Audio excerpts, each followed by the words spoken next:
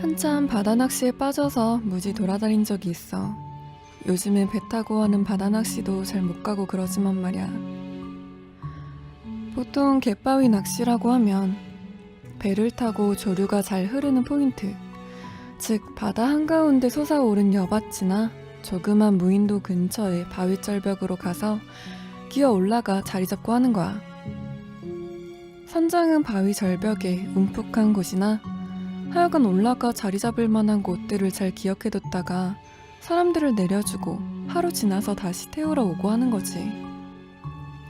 보통 그런 곳은 직벽이라서 수심이 10m 이상, 20m 정도까지도 나오곤 해. 그리고 밀물, 썰물의 흐름에 따라 조류가 잘 흘러주고 고깃대들이 지나가는 경로 근처에 있을수록 좋은 포인트로 각광을 받게 되는 거야. 그곳에 자리를 잡고 남극에서 잡아온 크릴 새우에 각종 집어제를 섞고 어종에 따라 찐 볼이나 해초, 어분, 이것저것 섞어서 만든 밑밥을 조류에 따라 적절히 쳐주고 고기를 모아들인 후 반 유동이네 전 유동이네 하는 복잡한 채비로 낚아 올리는 거지. 솔직히 이거 정말 위험한 취미야. 고기가 많았던 시절에야 그렇게 위험한 데를 갈 이유가 있나. 그저 동네 포구와 방파제만 가도 팔뚝만한 감성돔을 낚아 올릴 수 있다면 배가 아깝게 멀리 있는 무인도를 뭐하러 가. 다 고기가 없어지니까 점점 더 멀리, 점점 더 위험한 곳까지 쫓아가는 거지. 어떤 포인트는 심지어 사리때 밀물 들어오면 물에 잠겨버리는 곳도 있다고. 만약 태워다 준 배가 제때 안 들어오면 꼬로록이지 뭐. 그런 곳 말고도 해안가 멀리 떨어진 곳이니 갑자기 너울 파도라도 한 번 오면 쓸려 나가기 십상이라 어떤 사람은 바위에다가 앵커까지 박아서 안전 로프를 매서 허리에 걸고 하기까지 하는 거야. 보통은 수면에서 한참 위쪽에 자리를 잡아서 그런 일은 좀 드물긴 하지. 그럼에도 불구하고 낚시꾼들은 위험은 아랑곳하지 않고 좀 더 큰 녀석, 좀 더 잘생긴 녀석을 낚기 위해 점점 더 험한 포인트로 개척하고자 하지. 실제로도 고기는 점점 더 줄어드니까. 유명한 갯바위 포인트에 잠수부들이 들어가 보면 완전 개판이지 뭐. 낚싯줄에 바늘에 봉돌에 온갖 쓰레기로 도배가 되어 있고 갯바위 위에는 쓰다 남은 미끼, 먹고 버린 음식 찌꺼기, 온갖 쓰레기들, 잡아서 버린 물고기 시체들이 널브러져서 썩어가기도 하고. 그 상황에서도 일반인의 상상을 초월하는 사람들이 존재해. 조금 공간이 되는 포인트에 들어가서 텐트까지 튼튼히 쳐놓고 일주일 이상, 심한 경우는 몇 달씩 진치고 눌러앉아서 낚시를 하는 거의 미친 인간들이 있어. 근처 포인트에 낚시꾼들 데려다주는 배들이 정기적으로 들러서 식수하고 식료품들을 공급해주는 거지. 장박꾼이라고도 하고. 원래는 이런 행위는 불법이야. 낚시꾼들은 나갈 때 신고해야 되고 들어온 거 역시 확인하거든. 사고 방지 차원에서. 그런데 그렇게 바다 한가운데 무인도에 눌러앉아 있는 걸 경찰이 허용을 하나? 그래도 뭐 그 동네 선장들 잘 알고 그러면 그냥 슬그머니 가서 자리 잡고 있으면 이 사람이 한 달을 있는 건지 어제 온 사람인지 알 게 뭐야. 우연히 그런 사람 근처 포인트에 가게 되어서 텐트를 들여다보면 이건 인간의 원초적인 향내가 그윽하게 풍겨 나오곤 하지. 거기다가 텐트 뒤 나뭇가지에 줄을 매서 잡았던 고기들을 배에 갈라 건조시키는 향까지 섞여서 아주 끝내줘. 그런 거 낚시꾼들에게는 아무 문제도 안 되는 거야. 단지 그 텐트 뒤 줄에 걸려있는 감성돔의 사이즈가 50을 넘는다는 사실에 감동을 먹을 뿐이지. 그것도 10댓마리씩이나. 바로 그날 나는 완도 쪽에 잘 아는 낚시점에 바리바리 싸들고 찾아갔었지. 잘생긴 감성돔 한 마리 잡아보겠다고. 낚시점에서 미끼도 챙기고 이런저런 얘기도 하면서 내가 갈 포인트를 고르고 있는데 낚시점에 있는 뒷방에 사람 인기척이 나는 거야. 어디 아픈 것처럼 끙끙거리는 소리가 나더라고. 혹시 아는 사람인가 싶어서 누구냐고 물어봤지. 그랬더니 주인 표정이 어두워. 내가 할 준비를 다 끝내고 배 기다리는 동안 할 일도 없던 나는 궁금해져서 캐물었지. 장박 전문으로 다니는 50줄 들어선 아저씨였는데 나도 한두 차례는 만나서 소주 한 잔 정도는 했던 아저씨더라고. 근데 왜 낚시점 뒷방에서 끙끙거리고 있는지 이상해서 들어가 봤어. 그때 난 30도 안 된 젊은 초짜 낚시꾼이었고 그 사람은 극강 레벨의 고수라고 할 수 있는 건데 들어가 봤더니 두 눈은 움푹 들어가 있고 정신은 반쯤 나간 것처럼 맛이 갔더라고. 난 이 사람이 술판을 좀 심하게 버렸나 싶어서 아저씨 어디 아프세요? 하고 물어보면서 방에 들어가 옆에 앉았는데 이 사람이 술 냄새를 풀풀 풍기면서 끙끙거리고 있었어. 아니 끙끙거리는 것뿐만 아니라 사시나무 떨듯이 떨어. 물론 날 알아보진 못했고. 그래서 다시 나와서 주인한테 물어봤지. 저 아저씨 왜 저러고 있냐고. 어딜 아프면 병원을 가든가 해야지 왜 남 장사하는 집에서 저러냐고. 그랬더니 일주일째 저러고 있다는 거야. 자주 가던 포인트에서 한 2주 정도 있었는데 지난 월요일 아침에 물 가져다 주려고 갔더니 미친 사람 꼴을 해서 텐트고 뭐고 다 팽개치고 배에 타더라는 거지. 그래서 태우고 나왔더니 뭐가 그리 무서운지 무섭다고 벌벌 떨면서 방에 처박혀서 술만 퍼마시고 집에 갈 생각도 안 한다는 거야. 어차피 그런 사람들 집에 가봐야 아무도 없어. 돈이야 많지만. 근데 궁금해지잖아?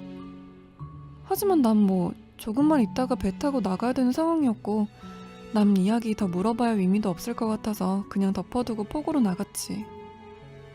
근데 가는 날이 장날이라고 혜경이 낚싯배 일제 단속을 하는데 하필이면 내가 탈 배를 몰고 나갈 선장이 뭔가 잘못되어서 걸렸다는 거야.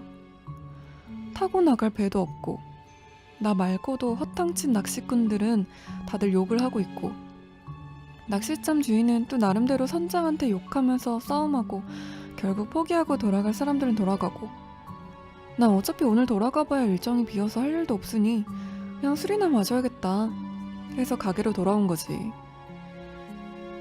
나 말고도 평소 안면이 있던 40대 아저씨 낚시꾼하고 같이 가게로 돌아오면서 안주거리하고 술도 좀 사가지고 왔어. 그렇게 가게에서 판을 벌리려고 그러는데 아까 그 수상한 장박꾼이 슬그머니 나와서 옆에 앉더라고. 냄새를 풀풀 풍기긴 했는데 아까보단 한결 정신이 돌아온 것 같았어. 그래서 얘기가 시작된 거야. 도대체 뭔 일이냐고 물어봤지. 그러니까 지난 일요일 밤 이 아저씨는 어지간한 초짜 낚시꾼들은 한번 들어가 보고 싶어도 짬밥에 밀려서 못 들어가는 특급 포인트에 이미 2주 동안 자리 잡고 씨알 좋은 가을 고기들을 싹쓸이 하고 있던 거지. 비록 그날 날씨는 별로였고 파도가 높아서 힘들긴 했지만 날은 음력 20닷새니까 물살도 적절하고 낮에 하루 종일 입질도 좋고 해서 두둑하니 고기를 건져놨는데 저녁 때가 되면서 점점 더 날씨도 나빠지고 그래서 밤낚시는 포기하고 텐트 안에 들어앉아 술을 먹고 있었다는 거야. 근데 달도 아직 안 뜬 초저녁인데 발 아래 직벽에서 뭔가 이상한 소리가 들려온 거지. 상괭이, 그니까 돌고래 비슷한 놈인데 1m에서 1.5m 정도 되는 고래? 그게 지나가나 싶어서 내려다봤는데 글쎄 수심 10여 미터 되는 그 바닷물 위로 사람들 서너시 두렁거리면서 걸어가더라는 거야. 남쪽 방향으로. 그래서 기겁을 해서 눈을 비비고 다시 보니까 서너도 아니라는 거야. 바람은 불고 파도는 치고 구름은 잔뜩 끼었는데 그 구름 틈 바구니로 희끄무리하게 비치는 별빛으로 보니 바다 위로 여기저기 서너씩 해서 못해도 100~200명은 넘을 사람들이 어떤 놈은 씩씩하게 어떤 놈은 허우적 어떤 놈은 마지못해 자꾸 돌아보면서 서로 손잡고 가는 부부 같아 보이는 사람들도 있었고 아이들도 있고 다 그렇게 걸어가고 있더라는 거야. 별빛 비치는 바다에 물결은 출렁거리는데 그 깊은 물 위로 사람들이 삼삼오오 뭉쳐서 걸어가고 있는 모습이 눈앞에 펼쳐진 거지. 아주 기절할 노릇이지. 순간 무섭기보다는 그냥 내가 오랫동안 혼자 있어서 꿈을 꾸나 보다 하는 생각이 들더래. 그래서 꿈을 깨려고 자기 뺨을 때리면서 헛기침을 크게 한번 했다는 거야.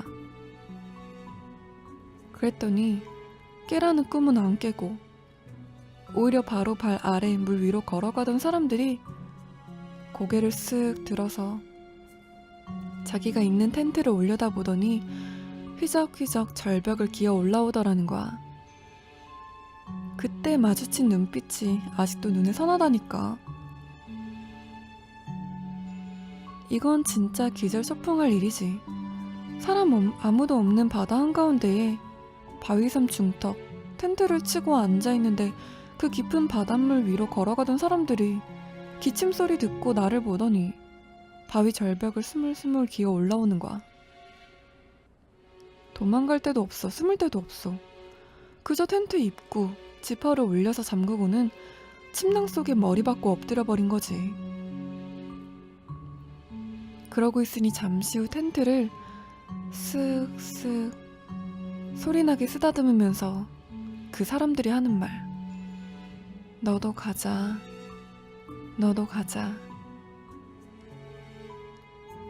팔다리는 사시나무 떨리듯이 떨리고 식은땀은 비오듯 쏟아지는데 온몸에는 한기가 느껴지고 그저 할 수 있는 일이라고는 침낭 속에 머리를 쳐박고 살려주세요 살려주세요만 반복했다는 거야. 얼마 동안을 그러고 있다 보니 어느새 기절을 한 것 같은데 깨어보니 해가 뜨고 있더라는 거지. 조심스럽게 텐트를 열고 보니 날씨는 맑게 개었고 바람은 잔잔하니 물결도 가라앉았고 저 멀리 동쪽으로 붉은 해가 솟아오르고 있고 이젠 살았구나 싶었다는 거야. 그래서 힘을 내서 짐 정리를 해서 도망 나와야 되겠다 생각하는데 팔다리에 힘이 하나도 없고 정신도 못 차리겠고 해서 남아있던 소주를 대병 나발을 불면서 배가 오기만 기다리다가 선장에게 두말 없이 태워달라고 해서 장비고 텐트고 다 내팽겨치고 배 타고 무트로 나온 거지.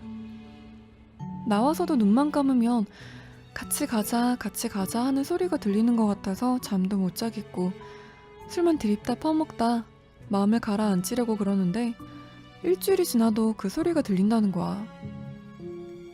얘기를 듣는 동안 어느새 낚시점 주인도 옆에 와 있더라고.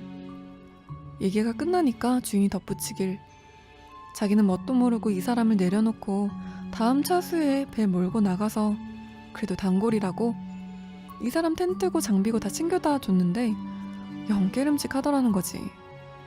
당연하지. 우리도 이 얘기를 듣고 헛소리라고 웃어 넘길 수가 없었거든. 왜냐면 주인하고 나 그리고 같이 있던 또 다른 낚시꾼 이 셋 모두 이게 무슨 일인지 알고 있었어. 이 사람이 귀신들하고 사이좋게 바다 위를 걸어서 어디로 갈 뻔한 그날이 바로 1993년 10월 10일 일요일 서해 위도를 출발해서 격포로 오던 페리오가 그만 침몰해서 292명이 사망한 그날이야. 거기다가 사고 와중에 44명을 구조해낸 사람도 바로 근처에서 낚시하던 낚싯배 선장이었고 그 외의 생존자들 중 상당수도 낚시꾼이었어. 낚시꾼들 복장을 봐. 구명조끼를 항상 입고 있거든. 억울했을까? 그래서 낚시꾼 한 명이라도 더 데려가려고 했던 걸까? 비록 위도보다는 한참 남쪽인 곳이었지만 그 사람들은 남으로 걸어서 어디로 가고 있던 걸까?